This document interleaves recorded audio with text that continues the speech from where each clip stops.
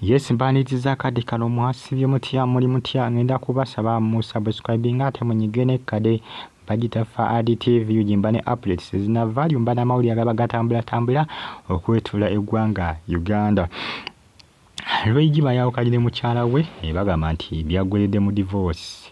Yadoni kabale bagamba nti okusekirira olugambo okusikira olugambo lweji ne mukyala obufumbo bwagwawo dda. Annabel yali ayagala kwetta ng'alaba obufumbo bugenda omukulu n'asalawo bakole ki badivorcing era omwana okudivorcinga nti omwana tiyetera mu nnyumba nga bakyali wamu. Imagine all the money wasted on the lavish wedding, now they finalizing their divorce from court.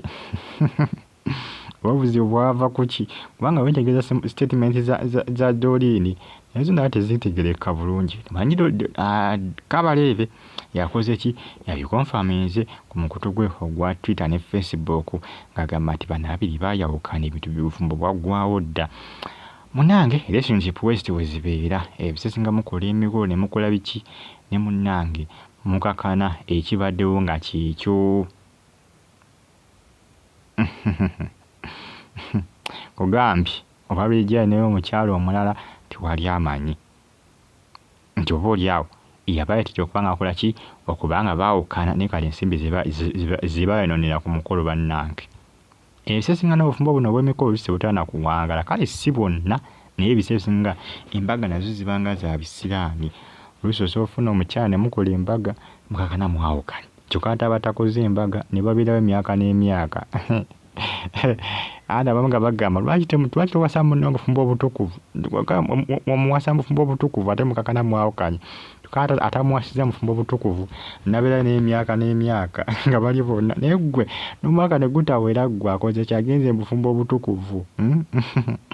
Zingenda kweza bagamba embaga za bisiraani amu omugamba nti embaga za bisiraani agamba just mu copy talina ssente zakozesa mu mikolo gya mbaga nagenda kola ki nagenda kubagatta mu butongole. Naye nga abasinga embaga abamu bazitya n'emikolo gino bwe gino nga lwegi gye baakola gino eno. Embaga abamu kati bakola ki abamu bazitya batya emikolo kibulamu bakolayo obwangungubu okukyalakyala n'atwalayo ebintu waka bya famire taleeta abantu bangi asinkana ba famire bokka nabagamba nti awo omukyala mutute omukyala nkoze ki omukyala mutute. Munnange baayawukana dda lwegi kosa n'omukyala era nga bali mu process za kubanga bakola ki bakola final divorce mu kooti. Olw'ensonga nti obufumbo bwabwe bakola ki babuwandiisa mu kooti.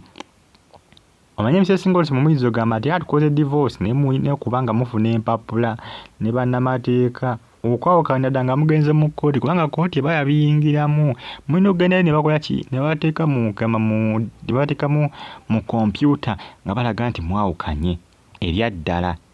Tubasima bagamba nti saazo Pastor Bugingo ne Teri Bugingo bakyali bafumbo tebagendako mu kooti kola final divorce tebagikolangako kubanga Pastor Bugingo yali ajagala ne Teri Bugingo yagigaana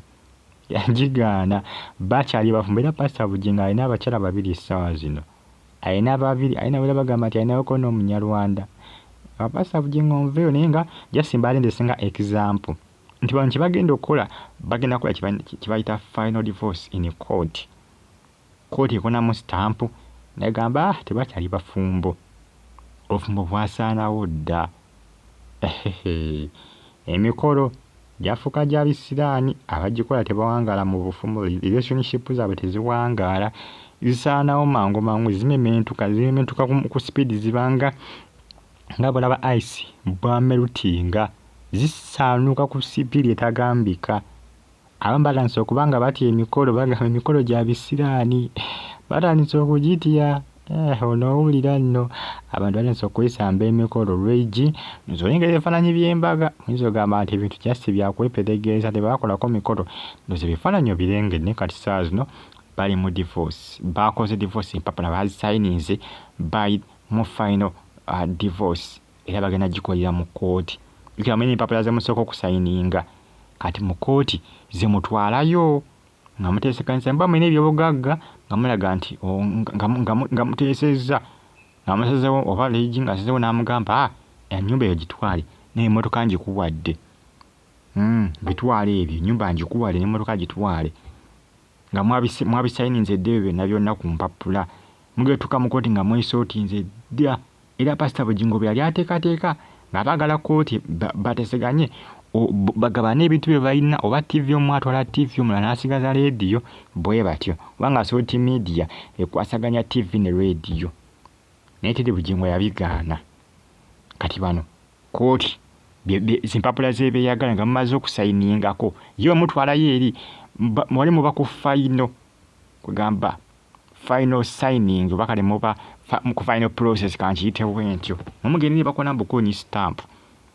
nakuteeka decodies mu kompyuta n'okuzikyusa ze baateeka mu kompyuta kubanga babiterekera mu kompyuta okulaga nti nno ze basooka otteekayo bazikansoling ze temubadde bafumbo bateekayo ezo ziraga nti mukoze ki nti mukoze divorce mbaye bulungi Fahad TV jimbagala nnyo mwina subscribe nga nyiga kade comment section weerya muna obufumbo busaanyewo obufumbo bw'emikolo nabo baba